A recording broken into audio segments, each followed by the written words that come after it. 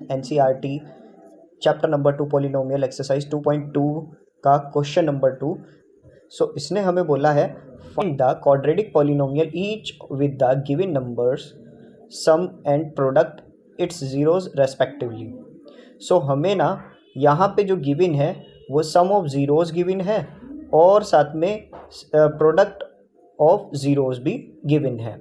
सो इन्होंने कुछ इस तरह के सीक्वेंस में सारे पार्ट्स रखे हैं कि हमें पहला वाला जो नंबर मिला है वो सम ऑफ ज़ीरोज़ है और जो सेकंड वाला नंबर है वो प्रोडक्ट ऑफ ज़ीरोज़ है। अब जैसे कि सम ऑफ ज़ीरोज़ हमारे पास पहला वाला नंबर 1/4 है।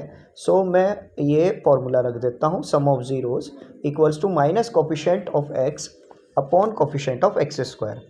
अब बच्चों आपको पता है कि हम sum of zeros alpha plus beta लिखते हैं।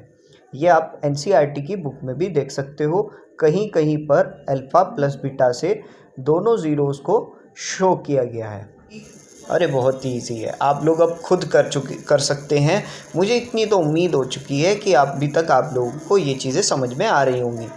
सो जो हमारा फोर्थ पार्ट है वो है 1,1।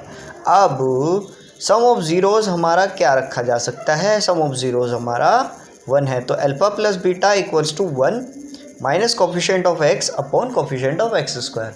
लेकिन खाली 1 रख देने से तो कुछ नहीं होगा, तो हम इसको 1/1 रख देंगे। कोई प्रॉब्लम है? सो अगर हम लोग यहाँ पर माइनस इधर है तो माइनस उधर भेज सकते हैं, तो हमारा एक तरह से कोफिशिएंट ऑफ x तो हमें -1 मिल गया और कोफिशिएंट ऑफ x स्क्वायर हमें 1 मिल सकता है।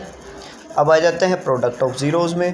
सो अल्फ़ा इंटू बीटा क्या रख सकता हूँ मैं? अल्फ़ा इंटू बीटा 1 ही आएगा, तो कांस्टेंट टर्म मेरी 1 रही और इसको 1/1 ही रखना है, ठीक है। तो कांस्टेंट टर्म मेरी यहाँ पर 1 बन गई और कोफिशिएंट ऑफ x स्क्वायर भी मेरा 1 ही है। अब इस हिसाब से मैं क्या रख सकता हूँ?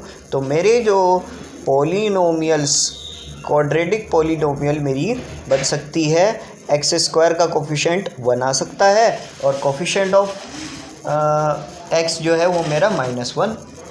इसके अलावा मेरी कांस्टेंट टर्म 1 बनी है। सो ये सब रख देने के बाद मेरा आंसर यहाँ तक कंप्लीट हो चुका है। अब आप इस चीज़ को पूरा का पूरा नोट कर सकते हैं। हम चलते हैं इसके 5th पार्ट की ओर।